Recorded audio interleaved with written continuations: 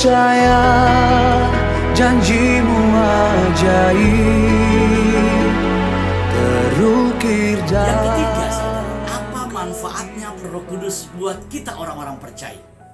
Kita akan baca dalam Efesus pasal yang keempat, ayatnya yang ke-30. Demikian firman Tuhan.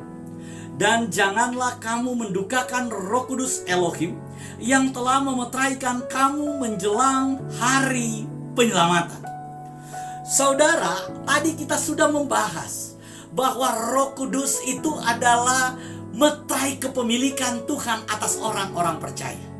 Sekarang dipertegas lagi di dalam ayatnya yang ke-30, masih kitab Efesus pasal yang keempat, dikatakan bahwa Roh Kudus itu adalah meterai keselamatan menjelang hari penyelamatan.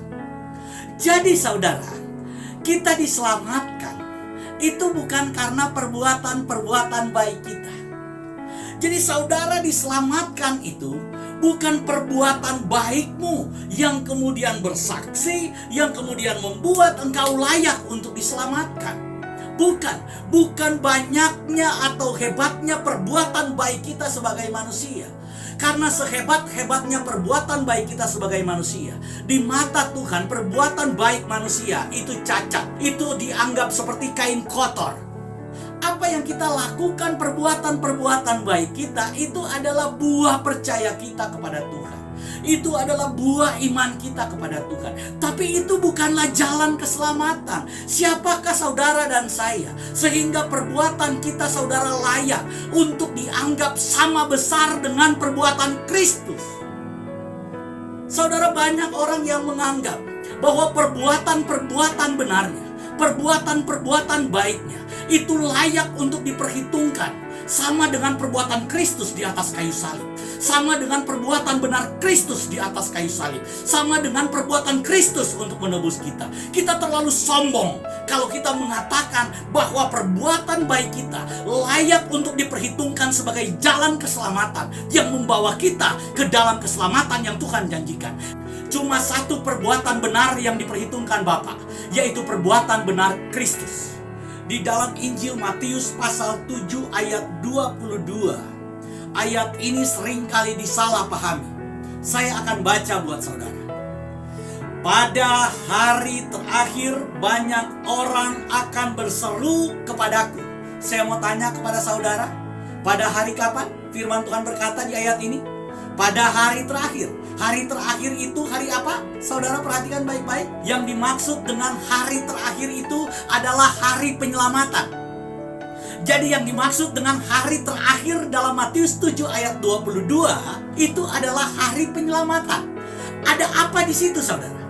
Pada hari penyelamatan itu atau pada hari terakhir itu akan banyak orang yang berseru kepadaku, kata Yesus, Tuhan, Tuhan, bukankah kami bernubuat demi namamu dan mengusir setan demi namamu dan mengadakan banyak mujizat demi namamu juga? Pada waktu itulah aku akan berterus terang kepada mereka dan berkata, aku tidak pernah mengenal kamu. Enyalap padaku kamu sekalian pembuat kejahatan. Saudara, pada hari penyelamatan, pada hari terakhir itu banyak orang akan datang berkata kepada Yesus, Tuhan, bukankah kami berbuat demi namamu? Bukankah perbuatan-perbuatan kami melakukan mujizat, melakukan ini, segala perbuatan kami itu demi namamu? Tuhan bilang tidak.